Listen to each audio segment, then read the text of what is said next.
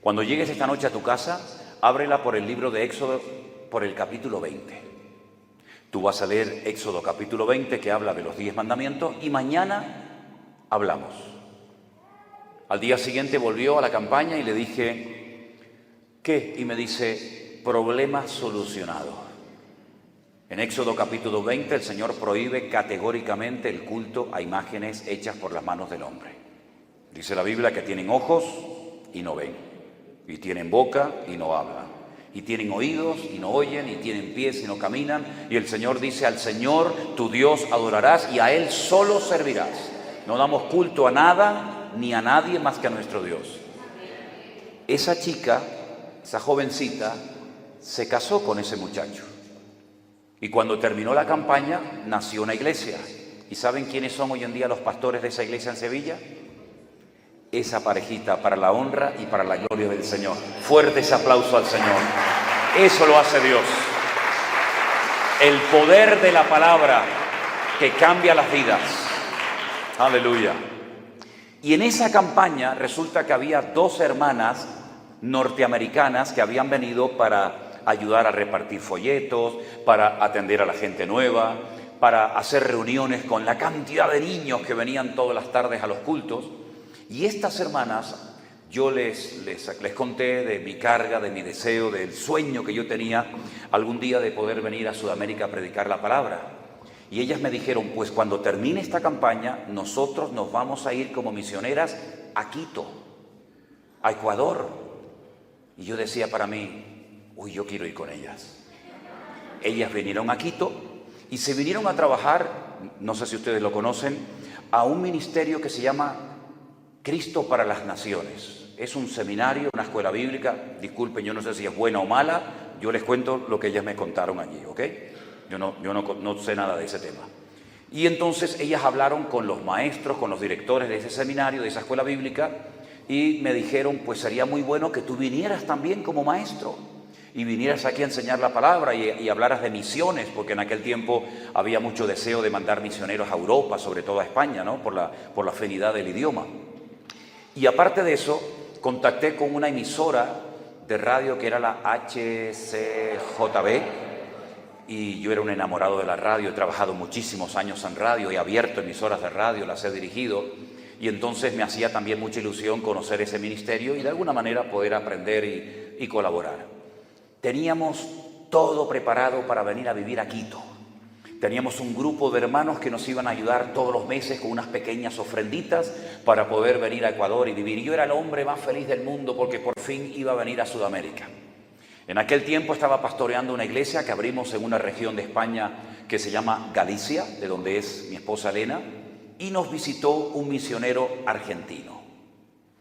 Predicó durante varios domingos, hicimos una amistad muy linda y le conté el sueño mío de venir a Sudamérica.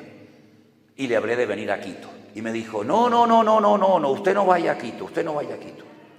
Digo, ¿y por qué? Dice, no vaya a Quito. Dice, mire, en este momento hay un avivamiento tremendo en Argentina, es lo que él me dijo.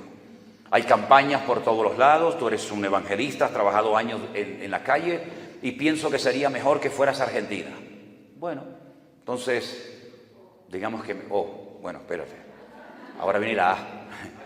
Me convenció y nos fuimos a Argentina a vivir por fe, sin ningún tipo de respaldo económico. Nos fuimos un par de meses con una niña pequeñita de 3 años que era Priscila en aquel momento, que hoy en día tiene 34 años y con un niño, y nos fuimos a Argentina a vivir totalmente por fe. Llego el primer día a Argentina, me quedo en la casa del hermano, de ese hermano argentino que había conocido en España, y me dice, todos los martes se hace una reunión para pastores y obreros en una iglesia y me gustaría que vinieras y así te presentamos y los pastores te conocen. Digo, bueno, vamos para allá. Llegué a esa reunión, claro, todos los pastores eran pastores de iglesias de miles de personas, muy conocidos. Yo era una hormiga, sigo siendo una hormiga, ¿no? Pero aún más chiquitita en aquel momento, y cuando llego yo me siento en el último rincón. Aprender, solamente aprender. De los grandes, de los importantes. Y resulta que hay un pastor que era el presidente en aquel momento de las Asambleas de Dios de Argentina. Y dice, tenemos hoy a un es un hermano español, un pastor, que está entre nosotros, le vamos a dar el honor hoy de que nos predique la palabra. A mí me temblaban las piernas de arriba abajo. Digo, yo, predicarle a los pastores cuando yo he venido aquí a aprender, yo no soy nada. Entonces prediqué. Cuando terminé de predicar, llegué a mi casa, yo llevaba una agenda pequeñita, y le digo a Elena, Elena, mira, tengo invitaciones para 3 meses, predicaciones todos los días. Y me dice, 3 meses, será 3 días. Digo, no, 3 meses. Hermanos, todos los días había culto en aquella época en Argentina, había un avivamiento del Señor espectacular, había campañas por todas partes. 3 meses todos los días llené la agenda. Y cuando ibas a una iglesia, esa iglesia te invitaba a otra iglesia, a un campamento, a un retiro. Año y medio estuvimos viviendo en Argentina en aquel viaje. Hasta que después dijimos, bueno, ya es tiempo de regresar a España. Y cuando regresamos, pues seguimos con nuestro ministerio, que ya ha cumplido 41 años sirviendo al Señor a tiempo completo. Empecé muy joven a predicar el Evangelio, a servir al Señor. Fui el pastor más joven de España. Con 19 años me dejaron al frente de una iglesia. Hasta el día de hoy, para mí ha sido la bendición más grande de mi vida, haber podido y seguir sirviendo al Señor. Pero llegó una época en nuestra vida en la que todo cambió. Nunca en la vida, ni en nuestras peores pesadillas, podíamos imaginarnos con lo que cuesta levantar una iglesia en España, que no es nada fácil.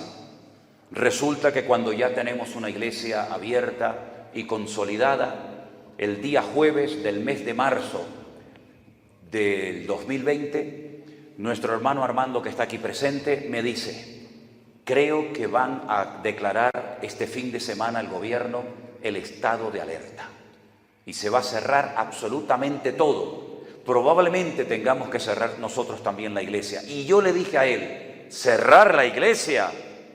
¿Estamos locos? ¿Cómo vamos a cerrar la iglesia? Él me dijo, por si acaso, como yo vivía dentro de la iglesia en aquellos tiempos, tenemos una iglesia que tiene un techo muy alto y habíamos hecho unas habitaciones, un apartamento, y yo vivía en la iglesia en aquel momento con mi hija Miriam y con Elena. Efectivamente, queridos hermanos, el presidente del gobierno salió en televisión y declaró el estado de alarma. Se cierra todo.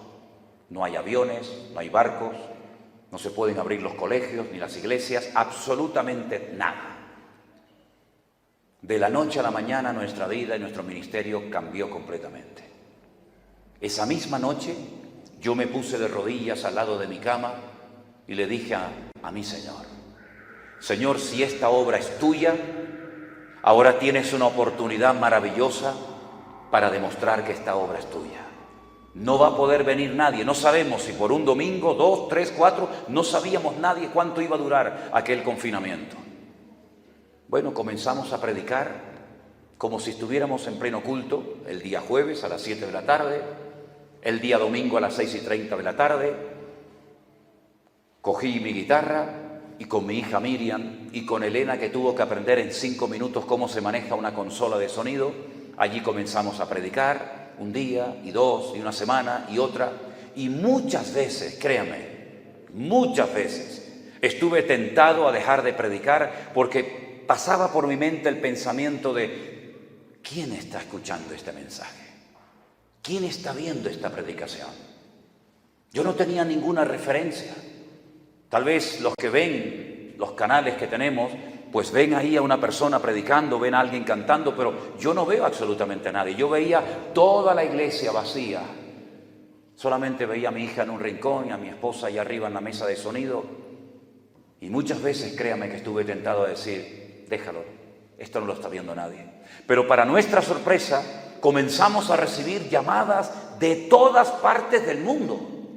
Barcos que se habían quedado varados en alta mar con los turistas a bordo, que les prohibían entrar al puerto por el tema del COVID, comenzaron a llamarnos desde alta mar.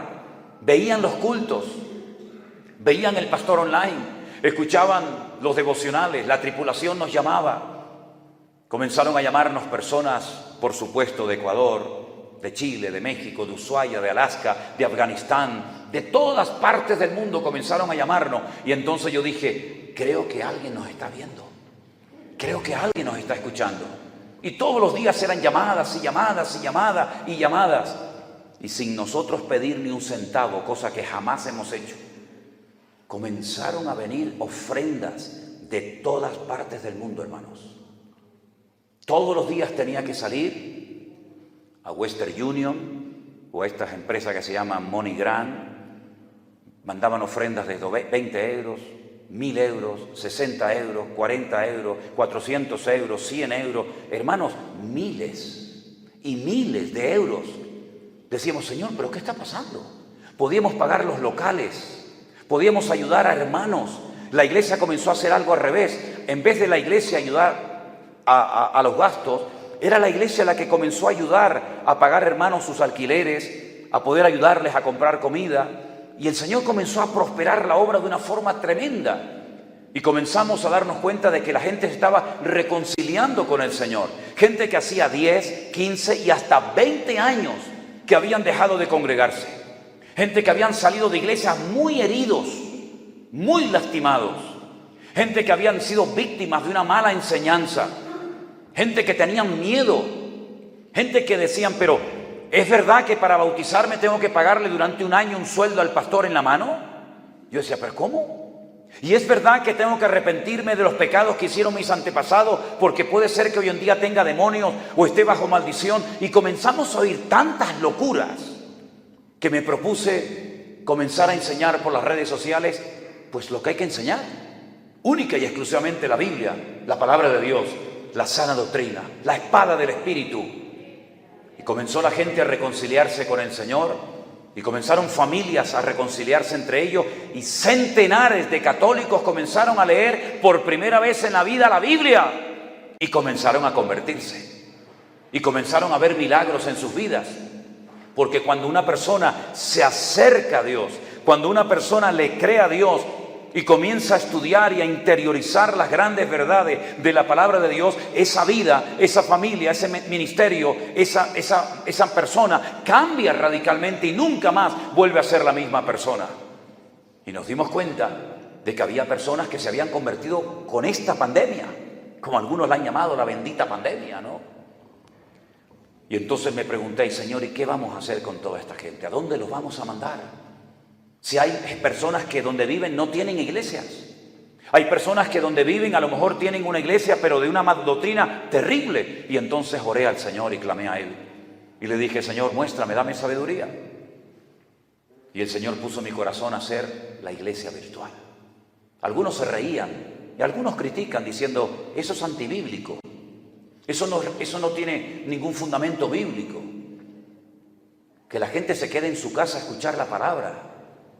Tenemos hermanos que son tetraplégicos, que llevan años postrados en su cama, que no pueden salir de sus hogares. Y en un principio la idea era ayudar a esas personas, paralíticos, enfermos, que no podían salir de sus hogares. Hermanas que viven en Canadá, 40 grados de temperatura bajo cero, que no pueden desplazarse, personas ancianas. Y ese fue el objetivo inicial. Pero comenzaron a agregarse y agregarse personas de todas partes del mundo. ¿Y saben lo que ha ocurrido? En el buen sentido de la palabra, una revolución para la honra y para la gloria del Señor. Miles para la gloria de Dios. Dios ha hecho la obra y la sigue haciendo. ¡Aleluya! Porque si Dios no es el que está apoyando esta obra, ¿quién lo está haciendo entonces? ¿Qué es lo que motiva a un matrimonio a estar 3 días conduciendo desde Perú para estar esta noche entre nosotros en este lugar? ¿Se puede poner ese matrimonio de pie esta noche, por favor? Demos un aplauso a estos hermanos.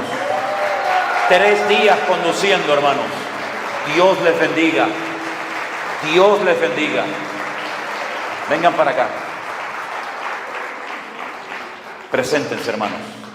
¿Cómo se llama usted, hermana? Buenas noches, pastor. Yo se lo aguanto. Gracias. Sí. Buenas noches, mi nombre es María Carmen Sarastegui. Vengo desde Perú, tengo 3 años de haberme convertido al Señor. Estoy viva por la misericordia de Dios, porque yo debo haber estado muerta hace 1 año. En el coma y casi me muero. Wow. Pero para la gloria y honra del Señor estoy acá para dar testimonio y para decir que Dios existe, que Dios es vivo y, como decía la alabanza, para siempre su misericordia. Aleluya. Gloria a Dios. Dios ha restaurado mi vida. Amén, amén. Yo tenía, mi pastor, que predicó sobre tener una vida en orden. Mi esposo y yo éramos ultracatólicos. ¿Oh, sí? Ultracatólicos. Pero Más católicos que el Papa. creo que más católicos que el Papa. Pero el Señor me tocó, Tremendo, me tocó un 31 de diciembre del 2018 a las 8:30 de la noche en mi habitación. Y caí rendida a Él. Wow. Y me dijo literalmente que deje toda mi vida pasar y que empiece a caminar Gloria a Dios. bajo la luz de su palabra. Y eso fue Tremendo. lo que hice. Y bueno, y mi esposo que está acá. ¿Cómo se llama usted, hermano? Arístides. Hermano, yo les quería preguntar, sinceramente, ¿qué les motiva a ustedes para venir 3 días conduciendo y 3 días de vuelta? Sí. Porque no se van a quedar a vivir acá, ¿no? No. Tienen que volver. Tenemos que regresar. ¿Qué les motivó a ustedes venir aquí hoy, esta noche, estos días? Le voy a decir, en primer lugar, escuchar la palabra de Dios de nuestro pastor, porque lo consideramos nuestro pastor. Cuando yo Tremendo. empecé a escuchar la primera predica que fue sobre el orden mundial, Oh, sí. el nuevo orden mundial, el Señor puso en mi corazón el poderlo conocer. Y con mi esposo conversamos este Tremendo, año de poder ir el año que viene a Islas Canarias a Wow. conocerlo. Gloria a Dios. A conocerlo. Y Pues se ahorraron el pasaje, vine yo a visitarles. A ¿Qué les parece? a eso iba, Qué maravilloso, ¿no? Porque sacamos cuentas, ahora sabemos cómo está la economía en todo el mundo, sacamos Sí, cuentas. cierto. Y bueno, y eran unos buenos miles de euros. Sí, Señor. Pero el Señor es bueno y misericordioso y su amor es infinito. Entonces, Él hizo que el pastor venga. Cuando vi que venía a Colombia, luego vi Ecuador, Quito, y dije, no, nosotros nos vamos. Y en ese mismo día me puse en contacto con el hermano Steven. Le escribí, me contestó, me matriculé. Qué bueno. Y venimos, como dice, 3 días. Salimos el lunes 9:30 de la mañana. Wow. Llegamos anoche a las 7 de la noche. Increíble. Y aquí Increíble. estamos para Gloria a Dios. Amén. ¿Quiere decir algo? Tremendo, ¿eh? Tremendo. Qué barbaridad. Sí, Señor. Qué bueno, hermano. Fuertes aplausos al Señor. Una bendición, de verdad. Una bendición. Aleluya. Qué lindo. Gloria a Dios. Aleluya. Tremendo, hermanos. Tremendo. Lo que hemos visto en estos 2 últimos años no lo habíamos jamás ni siquiera imaginado, queridos hermanos. Créame, de verdad, ¿eh? Jamás. Porque todo esto es producto de un mover del Señor. Está trayendo como un renuevo, una frescura a los que siempre tuvieron hambre por las cosas de Dios. Yo he dicho muchas veces, y probablemente ustedes, algunos lo recordarán, que en marzo del 2020, cuando comenzó todo esto que afectó a todas las naciones de la tierra, nunca se habían cerrado todas las iglesias del mundo, jamás. Las evangélicas, las católicas, nadie podía salir a ninguna parte. En España solamente se podía salir al supermercado a comprar o a pasear al perro. Y nunca le di tantas gracias a Dios por mi perro como en aquellos días. Lo tenía agotado. Lo sacaba por la mañana, por la tarde, por la noche. La gente llamaba para alquilar los perros para poder pasear por las calles, hermano. Créame. La gente que odiaba a los perros se hicieron amantes de los perros, porque era la única posibilidad de poder salir a la calle un poco, ¿no? Pero mis queridos hermanos, en estos 2 años hemos visto tanta bendición del Señor. Una de las frases que más he oído, cuando dicen los hermanos, se me cayeron las escamas de los ojos.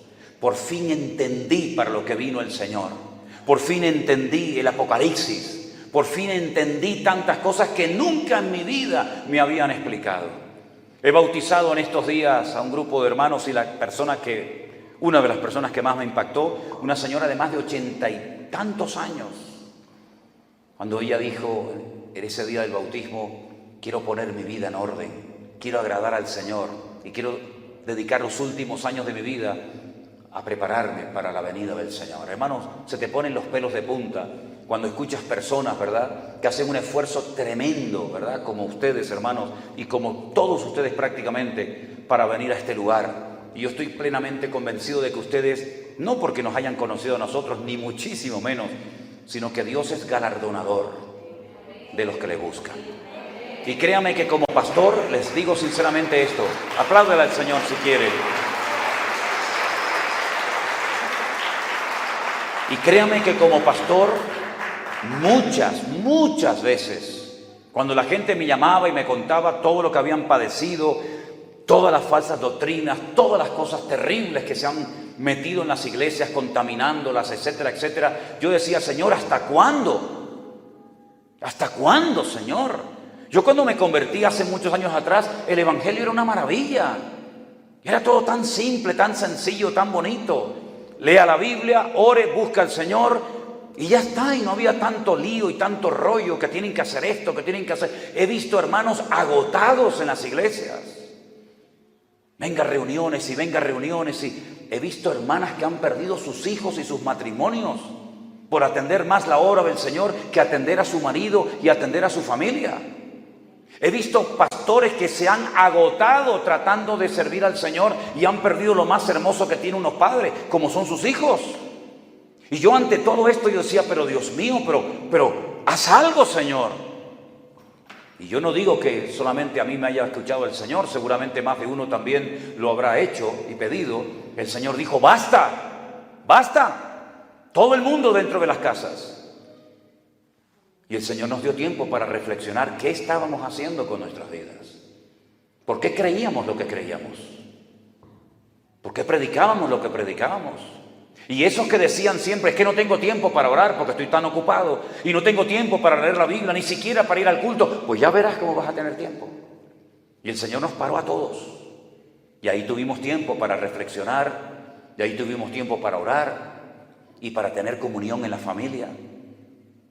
Y tuvimos tiempo para oír la voz de Dios. Porque el pueblo de Dios habla y pide y canta y reprende y declara y tantas cosas. Pero yo pregunto, ¿y a Dios cuándo lo oímos? Porque si además se ha dejado de predicar la palabra y los cultos de muchas iglesias se han convertido en teatros, en circos, en grandes megaconciertos, ¿cuándo oímos como iglesia la voz de Dios? ¿Es que acaso no dice el Señor a su pueblo, el que tiene oídos para oír, oiga lo que el Espíritu dice a la iglesia? Lo dice 7 veces, para que no haya ninguna duda de que Dios quiere hablar y comunicar cosas a su pueblo. Pero su pueblo está tan ocupado en tantas actividades, tan entretenido en tantas cosas, que se olvidan que lo principal no es atender tanto la obra del Señor, sino pasar más tiempo con el Señor de la obra. Y mis queridos hermanos, leyendo en estos días el mensaje del Señor a la iglesia de la Odisea, yo pensaba, digo, Señor, esto que le pasó a esta iglesia, ¿cuántas iglesias están viviendo esta realidad? En el libro del Apocalipsis, queridos hermanos, el último mensaje que el Señor le da a la iglesia de la Odisea, le dice así. Mientras están buscando ese texto en Apocalipsis capítulo 3, permítame decirles que el libro del Apocalipsis no se escribió para asustar al creyente, sino todo lo contrario. El libro del Apocalipsis es verdad que tiene un lenguaje diferente a los demás libros de la Biblia. Aparecen una serie de cosas que no aparecen en ninguna otra parte de la Escritura, pero se escribió como una revelación del Señor Jesucristo a la iglesia, para que la iglesia supiera cómo tenía que comportarse en los tiempos finales, para que la iglesia no estuviera distraída ni despistada, sino que supiera en todo momento discernir e interpretar adecuadamente las señales de los tiempos.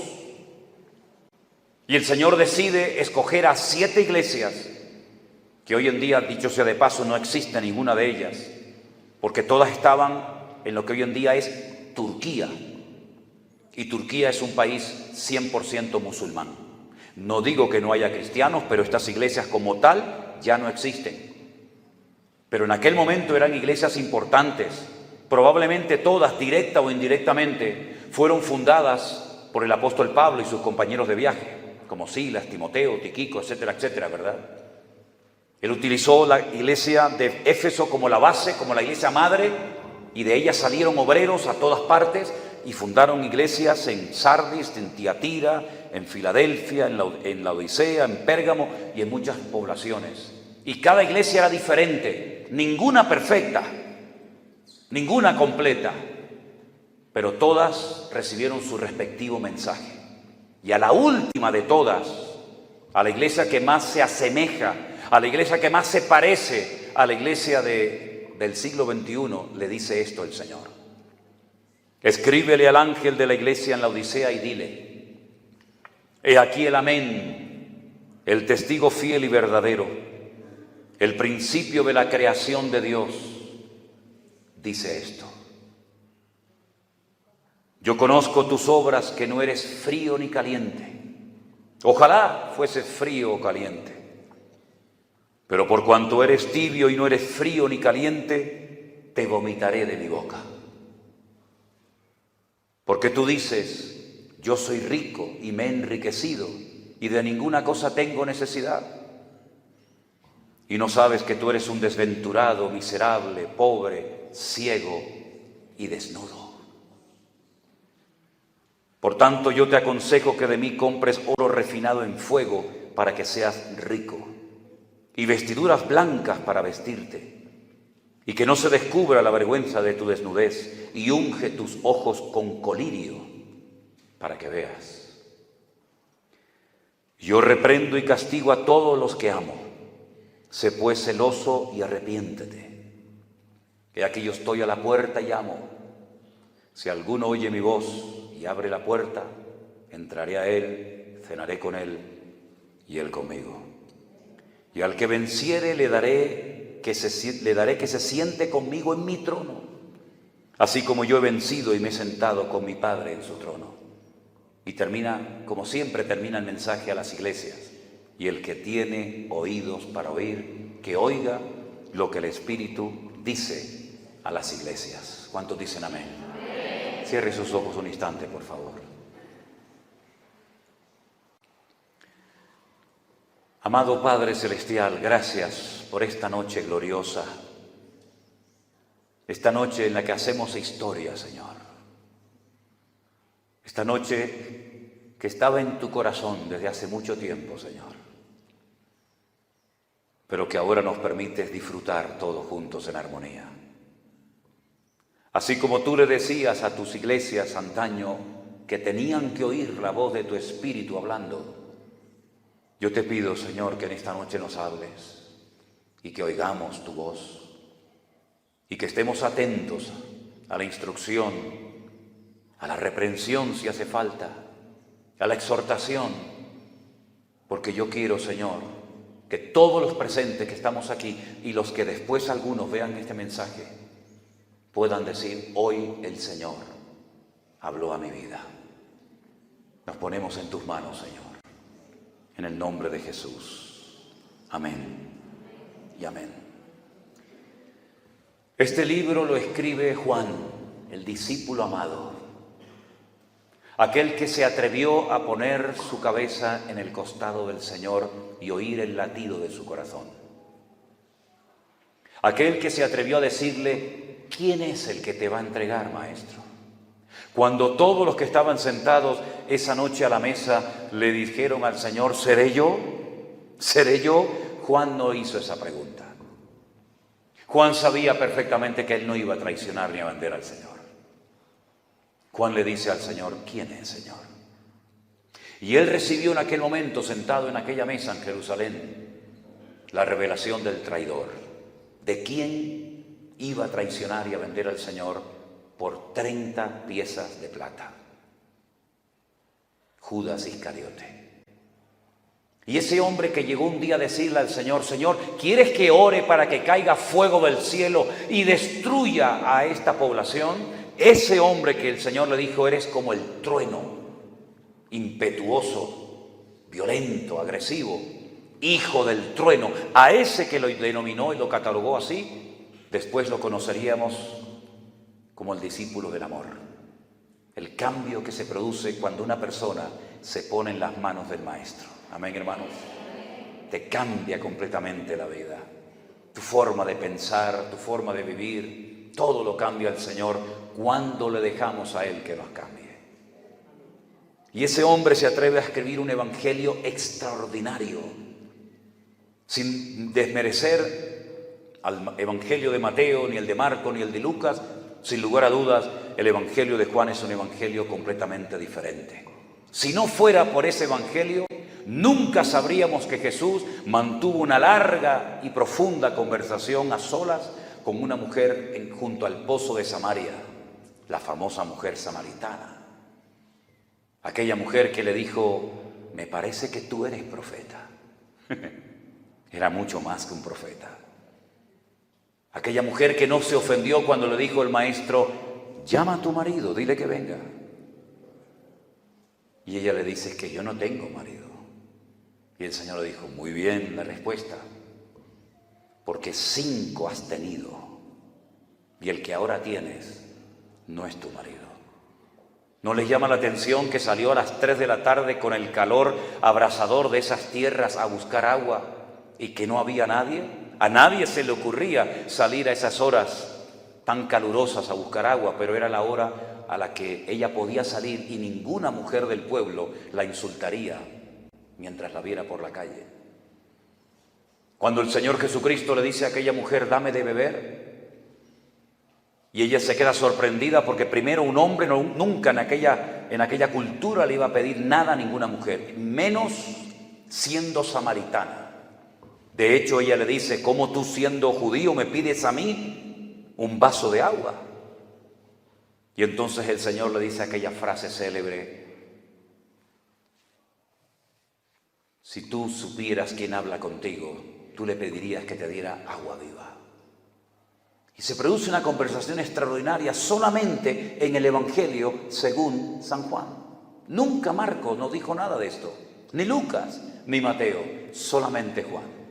Si no fuera por este anciano, por este viejito llamado Juan, nunca sabríamos que en Jerusalén había un estanque llamado el estanque de Betesda, donde había multitud de enfermos esperando el movimiento del agua, que por cierto nunca se producía, porque preferían esperar en esa leyenda de aquella época que ir al templo, que era una cueva de ladrones, donde hacía muchos siglos que el Señor había retirado su gloria de ese lugar.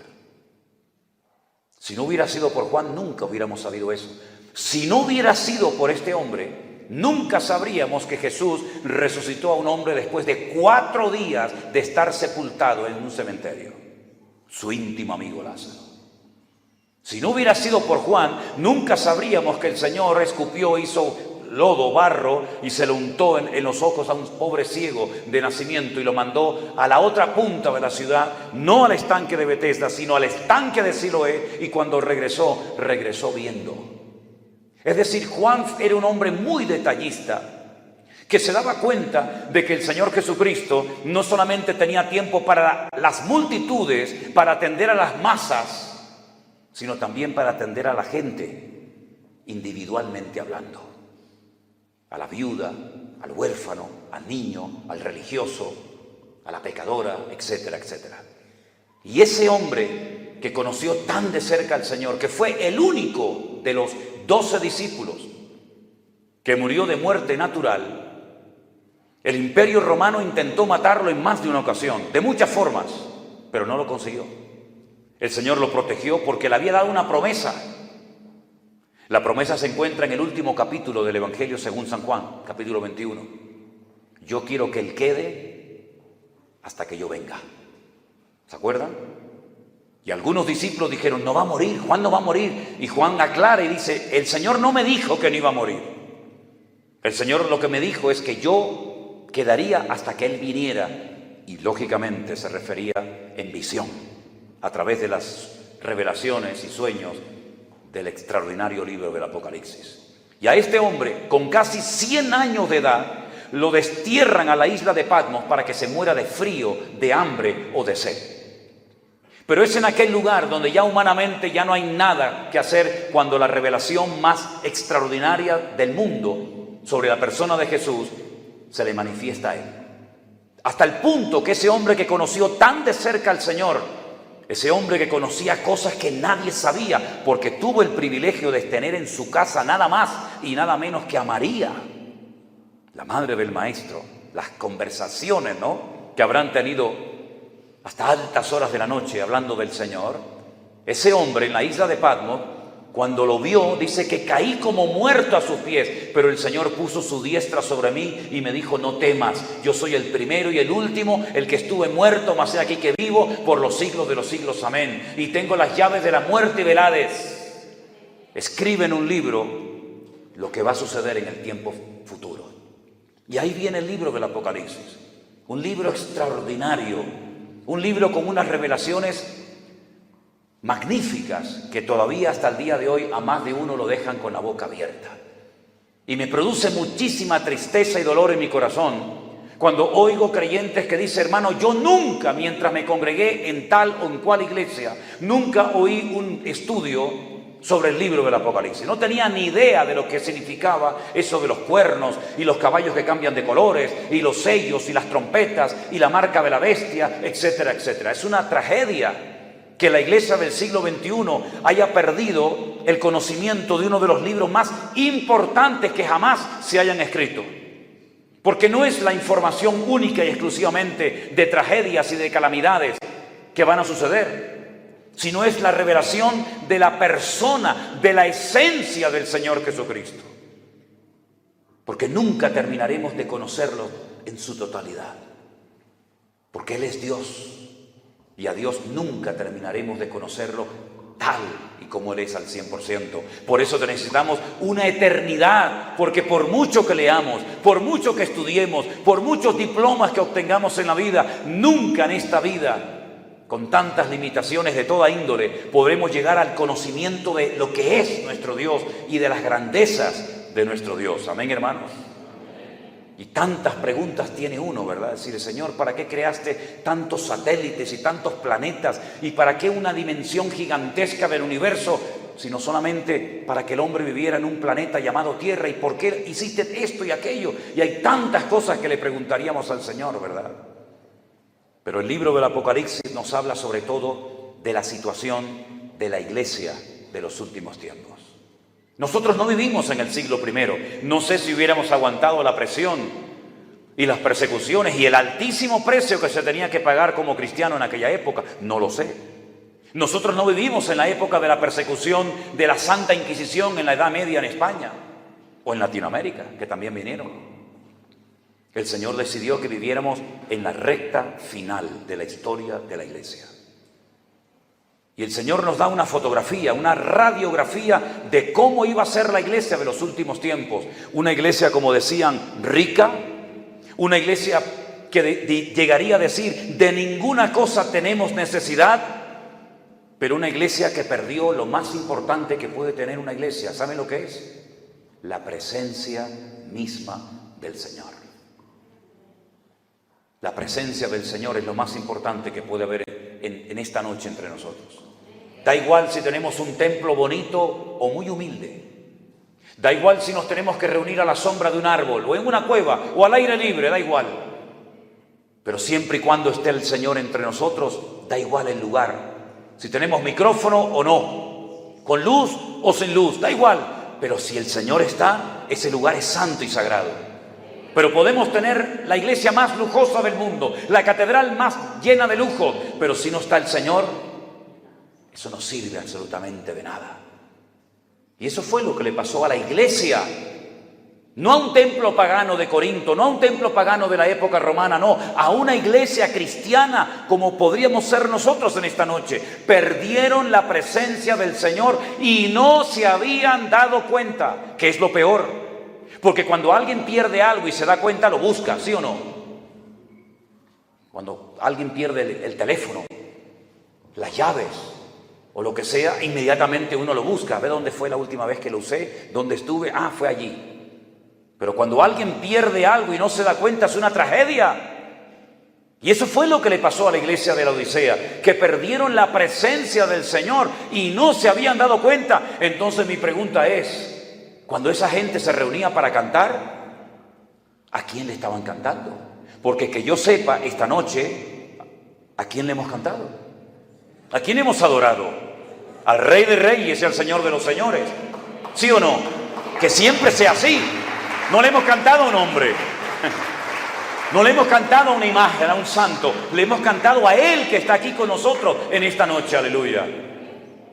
Pero si el Señor no estaba en la iglesia de la Odisea, ese culto, ¿a quién se lo estaban celebrando? Qué tremendo, hermanos. Es que no es la primera vez que una persona pierde algo en la Biblia y no se da cuenta que lo ha perdido. Ya le pasó a Saúl. ¿Se acuerdan de Saúl? Lo tuvo todo y lo perdió todo. Por celoso, por rebelde y sobre todo por desobediente. Dice que el Espíritu del Señor se apartó de él y él no se había dado cuenta. Y lo mismo le pasó a Sansón, que pensaba que podía pecar toda la semana y arrepentirse el último día, hasta que perdió la presencia del Señor de su vida y no se había dado cuenta. Y lo mismo le pasó a José y María, que salen de la fiesta de Jerusalén y caminan rumbo a Nazaret, donde vivían, y María creyendo que el niño estaba con el padre y el padre pensando que estaba con la madre. Resulta que cuando se encuentran los dos se dan cuenta de que el niño se ha quedado en Jerusalén y ninguno se había dado cuenta, y tienen que dar marcha atrás y encontrar al niño que se había quedado en Jerusalén. Y yo siempre he dicho que el niño no se perdió. Yo siempre he dicho que los que se perdieron fueron sus padres, porque los hijos no tienen que cuidar de los padres. Son los padres los que tienen que cuidar de los hijos. Y más en esta generación, y más en este tiempo, cuando están intentando meterle todo tipo de ideas raras a los niños en las escuelas y que acepten lo malo como bueno, ¿verdad?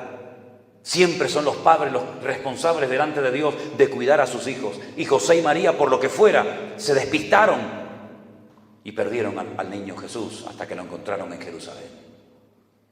Y esta iglesia de la Odisea era rica, como muchas iglesias hoy en día son ricas, tienen de todo. Pero si no tienen la presencia del Señor, ¿de qué les sirve ese equipo de sonido? ¿De qué les sirve ese salón que es una joya? ¿De qué les sirven esos instrumentos? ¿De qué les sirve lo que tienen si no son el tipo de persona que Dios quiere que sean? Lamentablemente a veces el espíritu del mundo, el método, el sistema del mundo, la corriente del mundo se ha metido dentro de la iglesia. Y los únicos que podemos frenar la descomposición moral y espiritual del planeta Tierra, ¿saben quiénes somos? Nosotros. Jesús dijo: vosotros sois la sal de la tierra, pero si la sal no hace su función, será pisoteada. ¿Qué es lo que quieren? Pisotearnos, borrarnos de la faz de la tierra. Pero mientras estemos aquí, tenemos que clamar por nuestros países, por nuestros hijos. Tenemos que orar al Señor para que la maldad no siga y siga y siga y siga, sino que nosotros seamos esa luz sobre un monte que no se puede esconder, sino que sepan que todavía existe amor en la tierra, y todavía hay restauración en los matrimonios, y todavía hay respeto y orden y cariño y perdón y tantas cosas. ¿Dónde? En la iglesia, en la casa de Dios. Porque ya eso en el mundo ya se perdió hace mucho tiempo. ¡Qué responsabilidad tan grande tenemos! Yo sé que es muy importante trabajar y dar una carrera y unos estudios a los hijos. Me parece muy bien, yo no tengo nada en contra de eso. Pero hay ciertas y determinadas situaciones y problemas en la vida que no se solucionan ni teniendo 20 carreras, ni siendo millonario. Porque los ricos y los cultos y los sabios también lloran y también se deprimen. Hace unos días estaba escuchando el testimonio de un cantante muy famoso que dijo: lo llegué a tener todo lo que se puede anhelar y tener en esta vida, y cuando lo tuve todo en la mano me sentía el hombre más miserable de la tierra, un vacío tremendo en mi corazón, porque uno lucha por tener una casa, por tener un coche, por tener, y cuando lo tienes, el vacío aún es más grande que cuando no tenías todo eso. Y es que ya lo dijo hace muchos siglos un famoso filósofo francés llamado Pascal. Él dijo una frase tremenda: cuando Dios creó al hombre, le dejó en su corazón un hueco con la forma de Dios. Y hasta que Dios no llene ese vacío, nada ni nadie podrá llenarlo. Podrás probar lo que quieras. Podrás viajar, podrás emborracharte, podrás drogarte, podrás tener lo que quieras. Pero si Dios no está en el centro de tu corazón, te sentirás como un ser miserable y vacío. porque te das cuenta que después de haber llegado a la cúspide y de haber tenido todo, no tienes nada y estás vacío.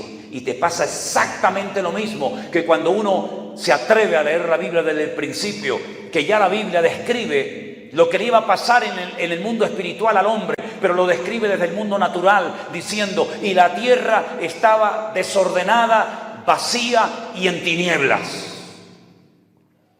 ¿Y cómo está el corazón del hombre sin Dios? Desordenado, vacío y en tinieblas. Y el único que puede cambiar esa soledad en una presencia permanente, y el único que puede quitar esas tinieblas en luz, y el único que puede quitar todo lo negativo y todo lo malo de tu vida, es tu Creador, tu Señor, que se llama el Rey de Reyes y el Señor de Señores, nuestro Señor Jesucristo. Aleluya. Así es. Pero algunos, en su ignorancia, porque es así, dicen: es que yo no necesito nada de esto que ustedes predican, porque yo tengo una religión. Yo soy, y te dicen su religión. Muy bien. ¿Usted sabe lo que significa la palabra religión? Muchos no saben. Es un término que viene del latín y la conjugación verbal es religa, reluga, relegare, que literalmente significa en español o en castellano atarse o volverse a atar.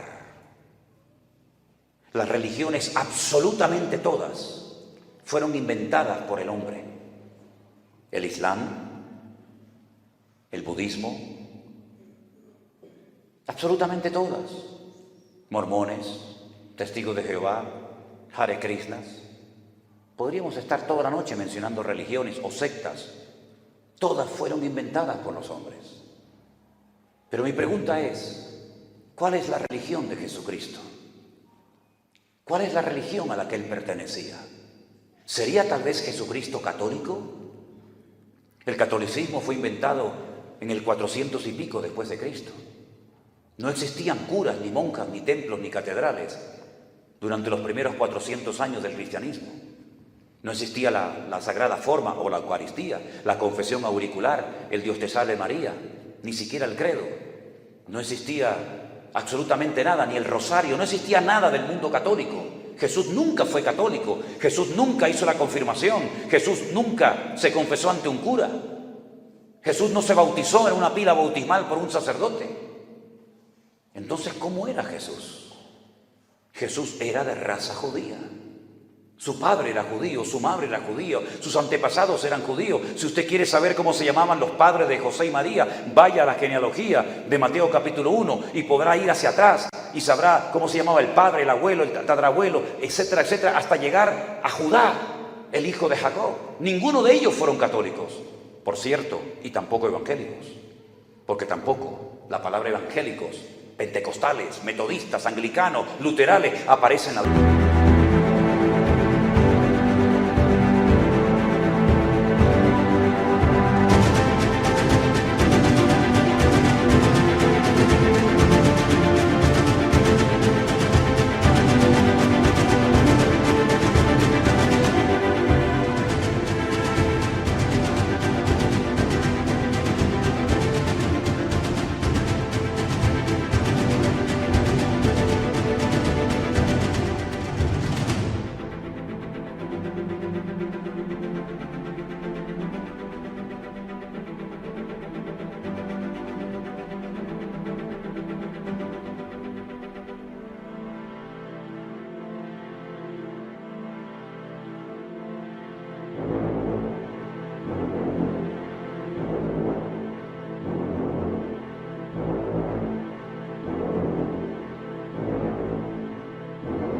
Ninguna. Pero él una vez se autodefinió y dijo: yo, primera persona del singular, yo he venido para darles vida y vida en abundancia.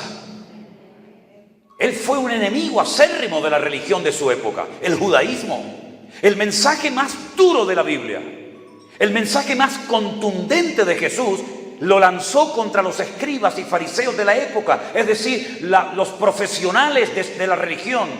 Mateo capítulo 21 los llama sepulcros blanqueados. Existía y existe hasta el día de hoy la costumbre en Israel de vez en cuando ir por los cementerios y pintarlos.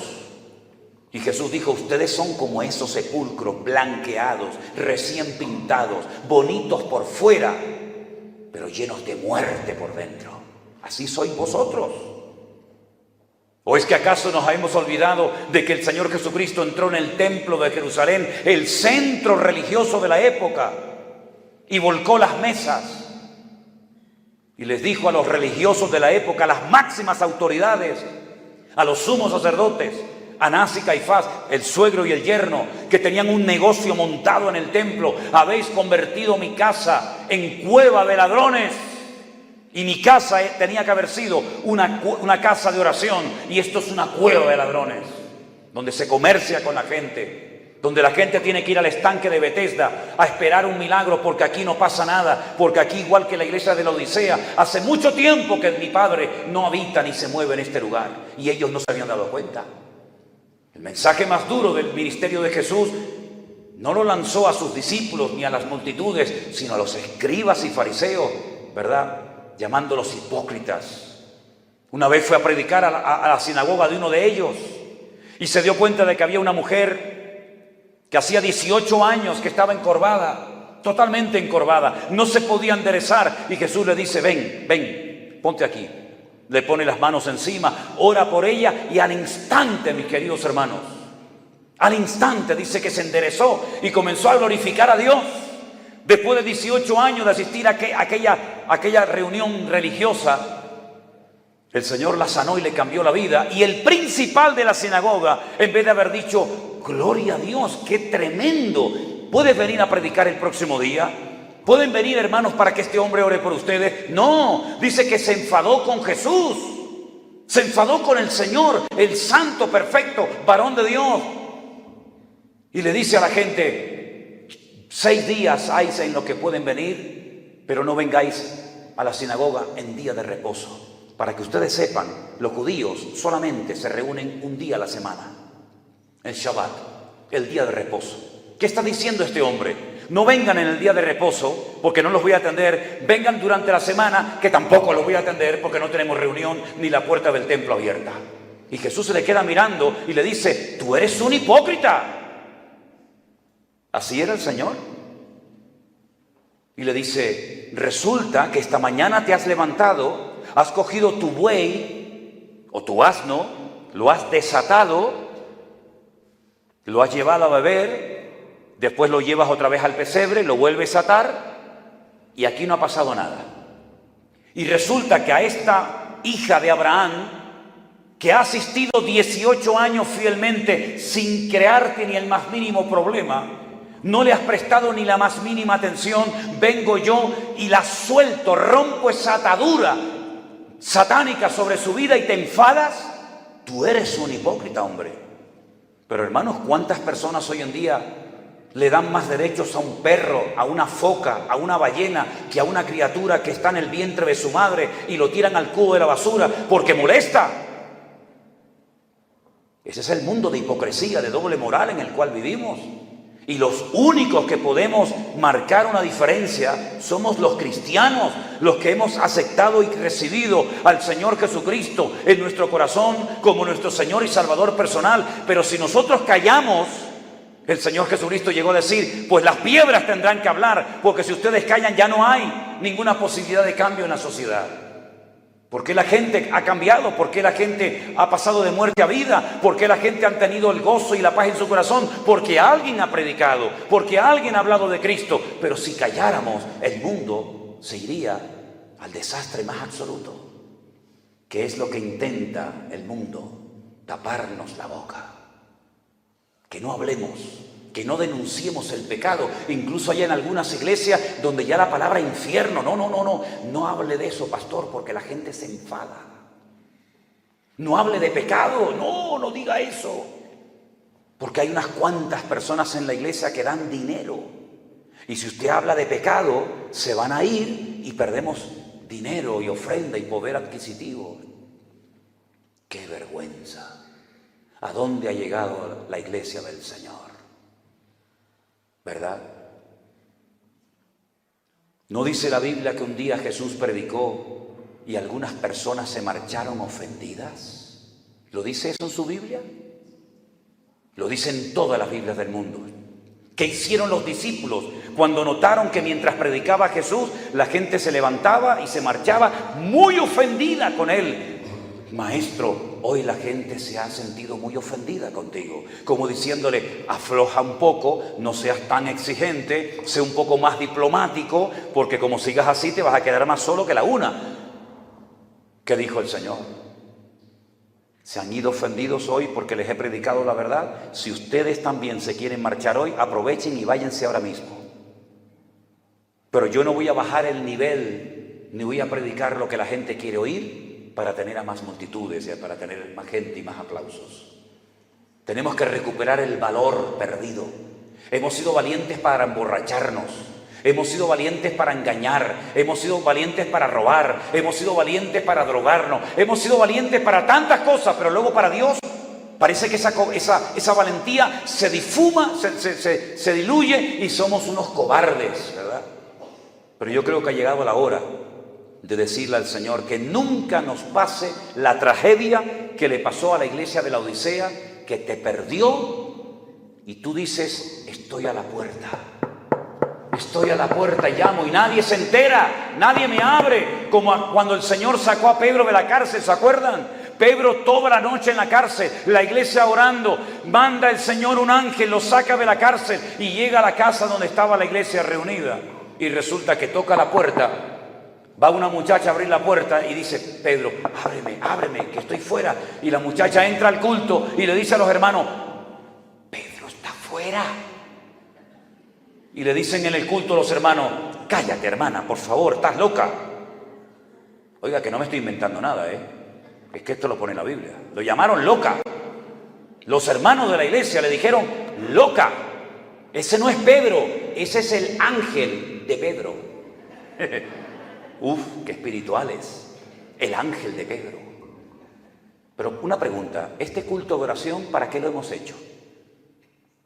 Para que el Señor cuide a nuestro pastor, a Pedro, y lo traiga pronto, ¿sí o no? Y ahora que está en la puerta, ¿le llamamos loca a la hermana?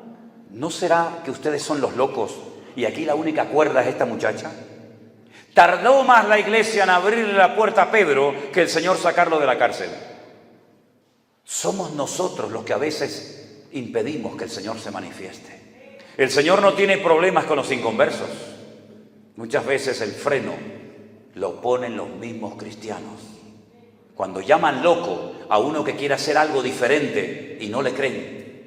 O cuando algunos dicen, no, ya Dios no hace milagros, pero porque ellos no creen que Dios pueda seguir haciendo milagros hoy en día. Y entonces predican desde sus púlpitos y predican desde sus libros que ya cuando murieron los apóstoles ya se acabaron los milagros, pero no porque realmente sea así, sino porque ellos no tienen la fe para creer que Él es el mismo ayer, hoy y por los siglos.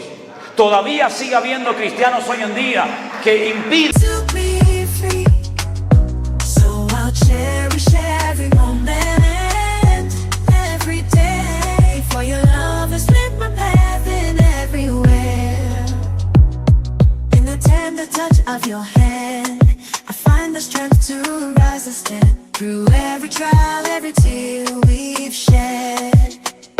Your love's been the shelter where I find my bed. For your love's been my anchor in life's stormy seas. A beacon of hope guiding me to be free. So I'll cherish every moment, every day. For your love has lit my path in every way. With gratitude in my soul, I'll sing this song. For the love we share is steadfast and strong. La gloria del Señor en la iglesia. Todavía sigue habiendo cristianos hoy en día que le dicen al Señor, déjalo Señor, déjalo, no quites la piedra, no lo quites. Es que todavía sigue habiendo cristianos que dicen, vamos a seguir como estamos, sin meternos con nadie, sin meternos en líos por si acaso. Yo he venido para que ustedes pierdan el miedo al hombre y el único respeto que le tengan en esta vida se lo tengan solamente al Señor. Es imposible caerle bien a todo el mundo, totalmente imposible. Ni el Señor Jesucristo le agradó a la gente, a todos. Pero nosotros no estamos en este mundo para agradar a la gente. Nosotros estamos aquí para predicar las virtudes de aquel que nos llamó de las tinieblas a su luz admirable. ¿Cuántos dicen amén en esta noche? Fuertes aplausos a nuestro Dios, hermanos. Dios les bendiga y que el Señor nos guarde. Aleluya. Vamos a orar, por favor. Cierre sus ojos y pidámosle al Señor que nunca nos pase lo que a esta gente le pasó. Mucho templo, mucha riqueza, mucho de esto, mucho de aquello, pero lo principal, que era la presencia del Señor, la perdieron. Hermanos queridos, le dijo Moisés al Señor: si tú no vienes conmigo, yo de aquí no me muevo. Y hoy tenemos que decirle al Señor con todo nuestro corazón: Señor, yo no quiero presumir de una religión. Yo lo que quiero es tenerte a ti, Señor. Porque las religiones sabemos hasta dónde pueden llegar. Pero el Señor Jesucristo hasta la muerte la venció, resucitando al tercer día. Y te pedimos, Señor, humildemente en esta noche que nunca, jamás, ni a nivel personal, ni a nivel de congregación, perdamos la gloria y la presencia de Dios de nuestras vidas. Que no nos enredemos tanto en las cosas de este mundo, en el materialismo y tantas otras cosas, que al final lo más importante, que era buscar primeramente el reino de Dios y su justicia, nos olvidemos de eso. Guárdanos, ayúdanos a mantenernos siempre bien cerca de ti, Señor.